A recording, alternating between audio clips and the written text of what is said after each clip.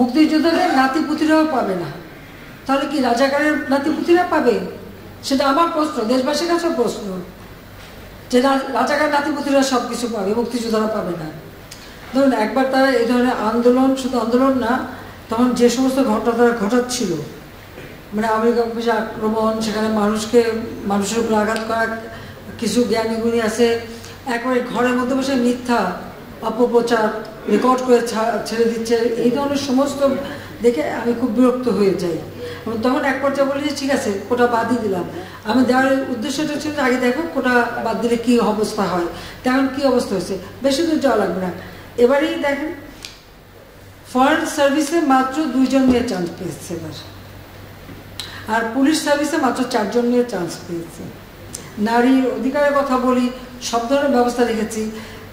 মুক্তিযুদ্ধের পর জাতির পিতাই তো বিশেষ করে সেই নির্যাতিত নারী সহ নারীদের জন্য চাকরির ক্ষেত্রে 10% রেখেছিলেন, মুক্তিযোদ্ধাদের জন্য 30% রেখেছিলেন। এখানে আমি যখন সরকারে আসি তখন থেকে আমার ছিল যে ঠিক আছে, এই যে 30% যদি পূর্ণ না হয় বা 20%, যে কোটাটা পূর্ণ না হবে সেখানে যারা পরবর্তী থাকবে তালিকায় তাদের ভিতর থেকে সেখানে নিয়োগ দেওয়া হবে। সেটাই কিন্তু আমরা শুরু করে দিয়েছিলাম। তারপরেও যখন আন্দোলন শুরু হলো সব বন্ধ করলাম, কিন্তু বন্ধ করার পর আজকে ফলাফলটা কি দাঁড়াচ্ছে? আর আমি একটা জিনিস আমি বুঝি না, সেখানে আমাদের দেশের নারীরা তো কোনোদিন সেক্রেটারি হবে ভাবেনি, ডিসি হবে ভাবেনি, এসপি হবে ভাবেনি, এমনকি কোথাও তাদের পদায়নই ছিল না। আওয়ামী লীগ সরকার আসার পরে আমি প্রথম সেনাবাহিনী, নৌবাহিনী, বিমান বাহিনী, প্লাস পুলিশে কিন্তু জাতির পিতা বঙ্গবন্ধু শেখ মুজিবই কিছু অফিসারের চাকরি দিয়ে গিয়েছিলেন সেই পুলিশ বাহিনীতে নারীদের।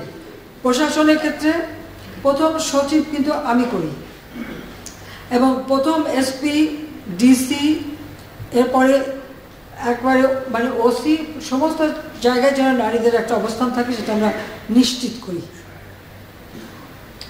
লেখাপড়ার দিক থেকে জাতির পিতাই শুরু করলেন মেয়েদেরকে 8ম শ্রেণী পর্যন্ত প্রথমে অবৈতনিক করে দেওয়া, সেটাকে 12 পর্যন্ত 12 ক্লাস পর্যন্ত অবৈতনিক। পার্লামেন্টে কিন্তু মেয়েদের জন্য আলাদা সিট রেখে দিলেন, সংরক্ষিত আসন, যেন নারী নেতৃত্ব গড়ে ওঠে। নারীদের এই যে সুযোগগুলি আমরা সৃষ্টি করেছি কেন? যাতে করে অর্থনৈতিকভাবে তারা স্বাবলম্বী হতে পারে, নিজের পায়ে দাঁড়াতে পারে নিজেরা। তো আমার প্রশ্ন হচ্ছে যে সেই সময় যারা আন্দোলন করেছিল তার মধ্যে অনেক মেয়েরাও ছিল নারী কোটা চাই না। যিনি বলেছেন নারী কোটা চাই না, মেধা দিয়ে চাকরি পাবে, সে কি চাকরি পেয়েছে? সে কি বিশেষ পরীক্ষা দিয়েছে? বিশেষ পরীক্ষা কি সে মানে প্রিলিমিনারিতেই সে জায়গা করতে পেরেছে? তো এই বড় কথাগুলি যদি না বলতো তাহলে এখন তো কোথাও না কোথাও চাকরি তো পেত। দ্বিতীয় কথা হচ্ছে আমাদের দেশের যে সমস্ত এলাকাটা যদি আপনি দেখেন, সব এলাকা তো সমানভাবে উন্নত না, অনগ্রসর সম্প্রদায়ও আছে। আর কোনোগুলো এলাকা, সেই সব এলাকার মানুষের কি কোনো অধিকার থাকবে না? তো সেই অধিকারের কথা বিবেচনা করেই তো প্রত্যেক জেলা থেকেও যেন কেউ কোনো মানুষ অন্তত চাকরি পায় সেই ব্যবস্থা নেওয়ার কথা। আজকে যদি আপনি বিভিন্ন মানে কোটা বন্ধ করে দেওয়ার পরে যদি হিসাবটা নেন, কোথাও কোথাও দেখা যাচ্ছে যে কোনো কোনো জেলা 23টা জেলায় একটা লোকও পুলিশের চাকরি পায়নি, বা প্রশাসন বা কোথাও 42 BCS আমরা স্পেশাল মানে পরীক্ষা নিয়ে শুধু ডাক্তার নিয়োগ দিয়েছিলাম। এখানে মেডিকেল সেক্টরে আমি মেয়েদের সংখ্যাটা বেশি দেখি, কিন্তু অন্যান্য ক্ষেত্রে যদি আমরা দেখি সেখানে তো সবসময় পিছিয়ে থাকা। তো লাভটা কি হলো? মুক্তিযোদ্ধারা খুব দৌড়লো, তারা মামলা করলো।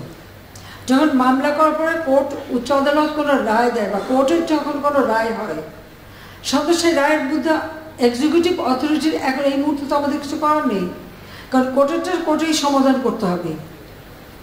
এখন যারা আন্দোলন করছে তারা তো আইন মানবে না, আদালত মানবে না, সংবিধান কি তারা চেনে না, বা একটা কার্যনির্বাহী অর্থাৎ একটা কাজ করতে গেলে তার যে নীতিমালা, বিধিমালা বা ধারা থাকে সেটা, একটা সরকার কিভাবে চলে এ সম্পর্কে কোনো ধারণাই এদের নাই, কোনো জ্ঞানই নাই।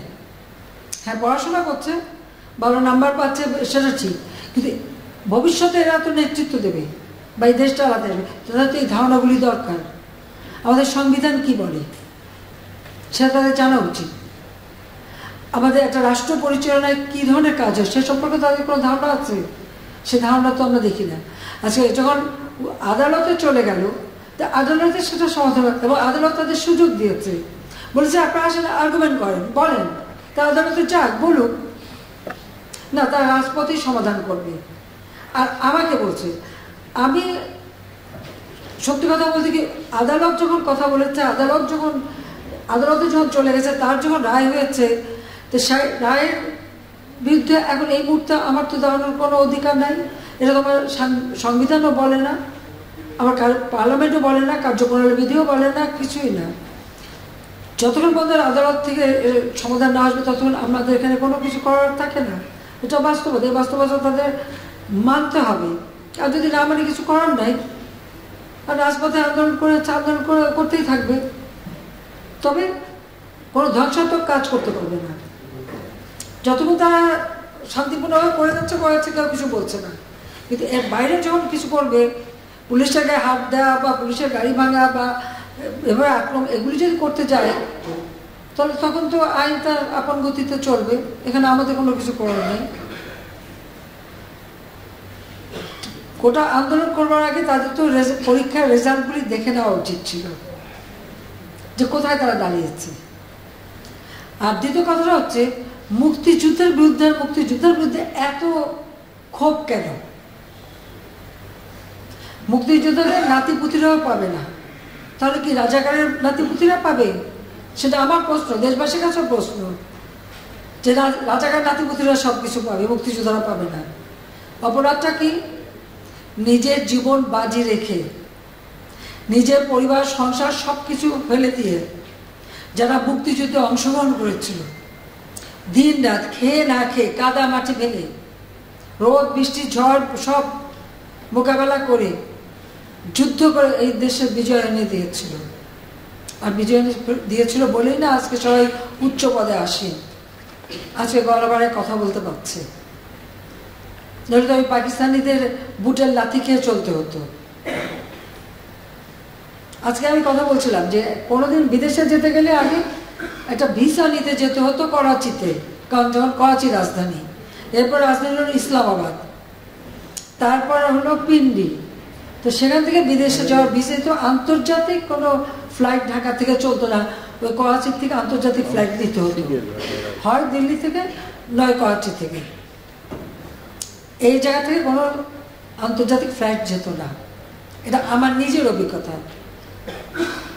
জাতির পিতা মুক্তি পেলেন 69 সালে, এরপর আমি ইটালিতে গেলাম আমার স্বামীর সাথে কর্মস্থলে। যাওয়ার জন্য আমাকে করাচিতে যে 2 রাত থেকে ওখান থেকে ভিসা নিয়ে তারপর আমি আন্তর্জাতিক ফ্লাইট ধরতে পারলাম। এইটা ছিল আমাদের অবস্থাটা। তো এরা তো ওই ছেলেমেয়েরা তো ওটা দেখেনি।